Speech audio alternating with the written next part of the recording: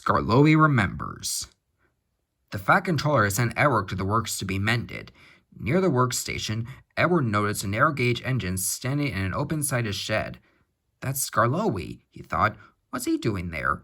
He remembered Skarloey and his brother Rheneas because in the old days he had often brought passengers who wanted to travel up to the lake in their little train. As the men at the works could not mend him at once, Edward asked them to put him on a siding close to Skarloey. Skarloey was pleased to see Edward. The owner has just bought 2 more engines, he said. He told me I was a very old engine and deserved a good rest. He gave me this shed so that I could see everything and not be lonely. But I am lonely all the same, he continued sadly. I miss Rheneas very much. Yesterday one of the new engines pushed him on a truck, and now he's gone to be mended. I wish I could be mended too and pull coaches again. Have your coaches got names? Asked Edward. Oh yes, there's Agnes, Ruth, Jemima, Lucy, and Beatrice. Agnes is proud. She has cushions for first-class passengers. She pities Ruth, Jemima, and Lucy, who are third class with bare boards, but they all 4 sniff at Beatrice. Beatrice often smells of fish and cheese, but she is most important, says Skarloey earnestly. She has a little window through which the guard sells tickets. I sometimes leave the others behind, but I always take Beatrice. You must have tickets and a guard, you know. Of course, said Edward gravely.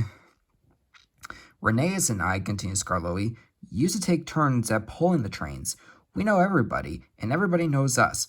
We whistle to the people in the fields, at level crossings, and in lonely cottages and farms, and the people always wave to us. We love passing the school playgrounds at break time, for then the children will always run over to the fence to watch us go by. The passengers always wave because they think the children are waving to them. But we engines know better, of course, says Skarloey importantly. Yes, we do indeed, agreed Edward. We take your tours to the lake and then get ready to pull the train back. We enjoy the morning journey home because then our friends from the villages come down to do their shopping. We whistle before every station. Peep, peep, look out, and the people are there ready. Where's Mrs. Last? Asks the guard. She's coming. Peep, peep, we whistle, and Mrs. Last comes running onto the platform. We'll leave you behind one of these days, Mrs., laughs our driver, but we know he never will. We stop elsewhere, too, at farm crossings and stiles where paths lead to lonely houses. Rheneas and I know all the places very well indeed, and our driver used to say that we would stop even if he didn't put on the brakes. Sometimes on market day, Ruth, Jemima, and Lucy were so full of people that the guard would allow third-class passengers to travel in Agnes. She didn't like that at all, and would rumble, "First-class coach, third-class people." That made me cross. "Shut up," I'd say, "or I'll bump you." That soon stopped her rudeness to my friends. Just then some workmen came.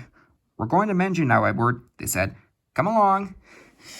"Goodbye, Skarloey. Thank you for telling me about your railway. It's a lovely little line." It is. "Thank you for talking to me, Edward. You cheer me up. Goodbye." Skarloey watched Edward being taken back to the works. Then, shutting his eyes, he dozed in the warm afternoon sun. He smiled as he dozed, for he was dreaming, as old engines will, of happy days in the past.